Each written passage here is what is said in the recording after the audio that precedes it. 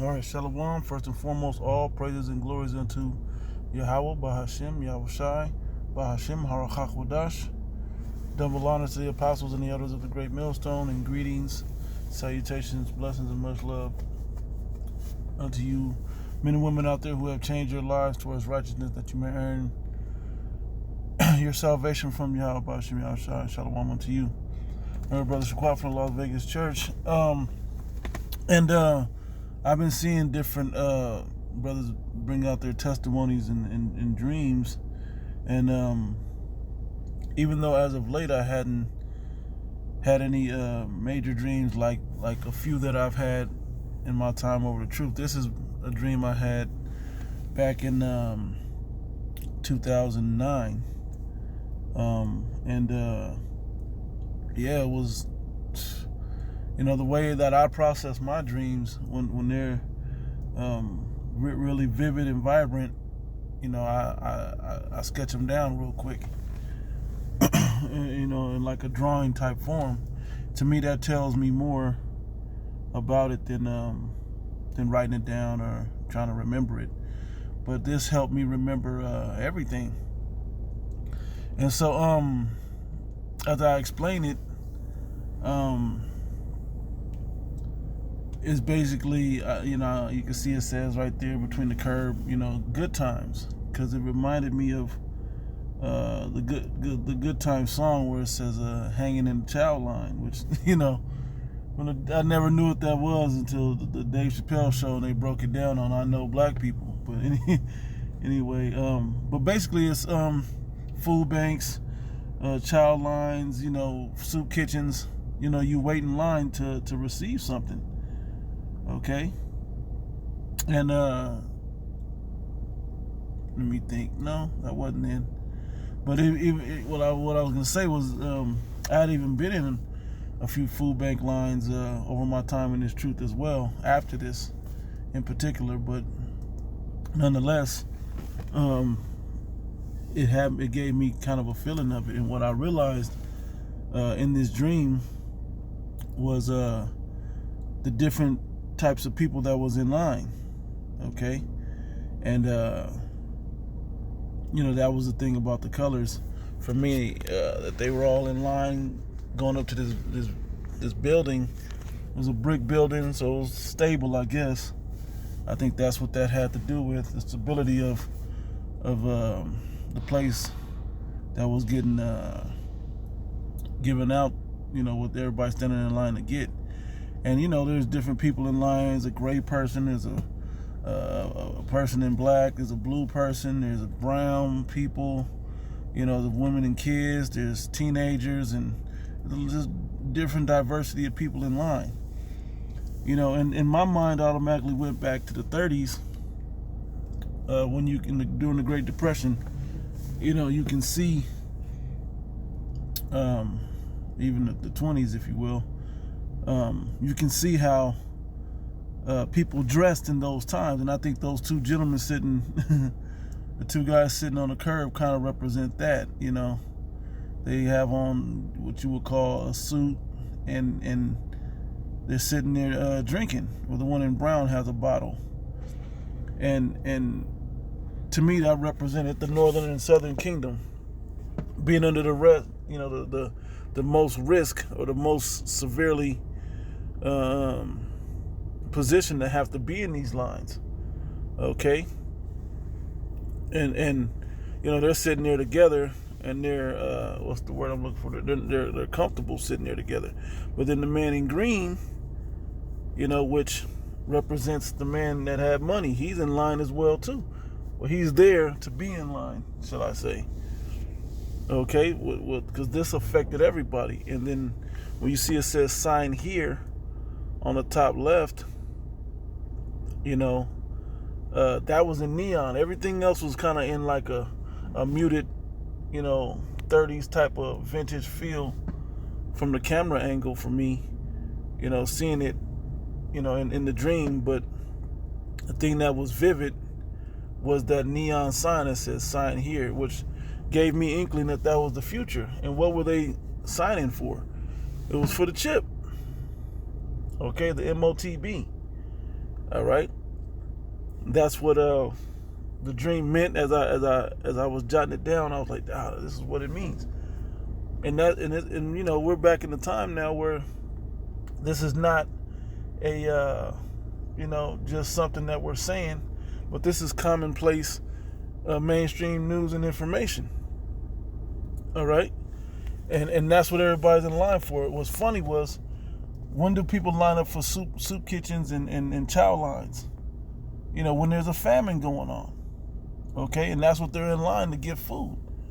Okay, but they can't get it unless they sign up to get their implant, if you will.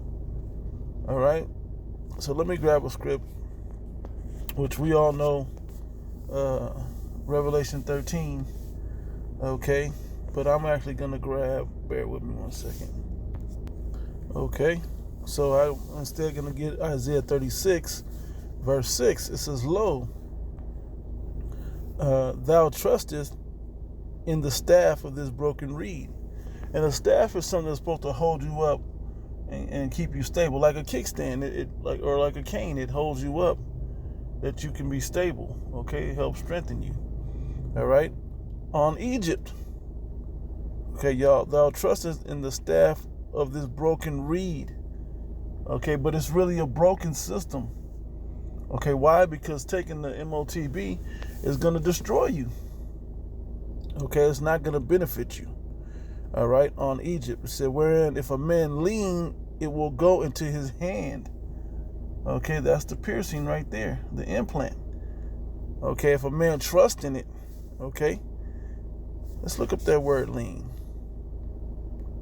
I'm going to read it in the NLT first. Isaiah 36, verse 6. "On Egypt, if you lean on Egypt, it will be like a reed that splinters beneath your weight and pierces your hand."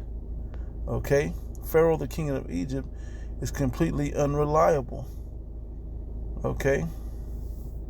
It says, "So is Pharaoh, king of Egypt, to all that trust in him." Okay, so let's bring it up.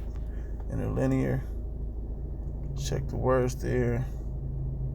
Trusteth, but let's see. If a man lean, samak. It says to lean, lay, rest, support, put, uphold, lean upon, or sustain, support. Okay, brace oneself, to support, refresh, revive. Yeah, so if you try to revive yourself from the punishments of Yahweh Bashim Yahushai by failing during the time of the hour of temptation, okay, it's going to pierce you, literally piercing you into your hand, but it'll also pierce you in a sense of what the Heavenly Father is going to do to you, because he's going to give you that second death fire, man. Okay, you get that second death fire if you trust in this MOTB, if you trust in this system, if you look upon man upon earth.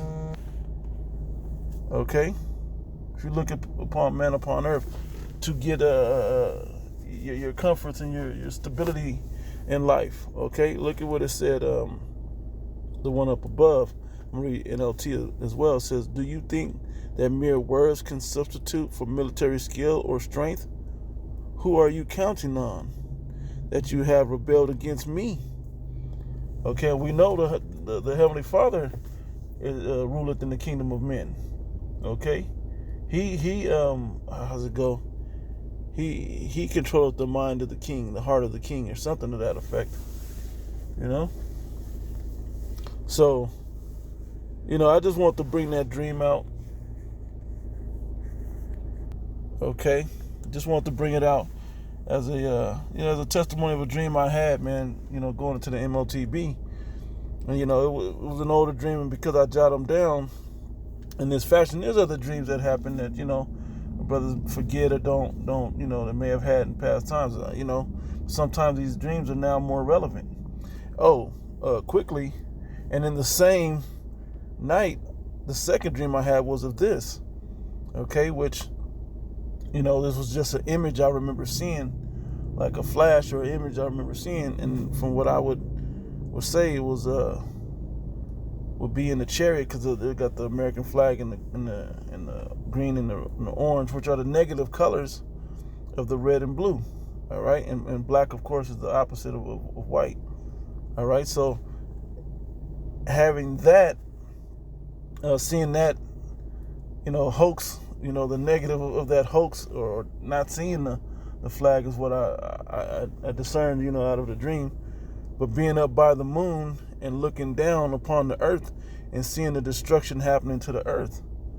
Okay, and that's the diverse colors that you see with the earth shapes there. And then there's other lights in the sky in certain array that you could tell that that's not just stars, that it was actually chariots sitting up there. So, Lord willing, I am of the elect, and I get to see these things and not be affected in a detrimental way, as well as all of you that listen and believe with all sincerity. So I'd like to give all praises and glories unto Yahweh, Ba'ashim Yahushai, Ba'ashim Rakakodash. Lord willing, this was edifying. Double honor to the apostles and the elders, the great millstone, who rule well and teach well. And greetings, salutations, and blessings unto you, hopeful elect out there. To the next one, Shalom.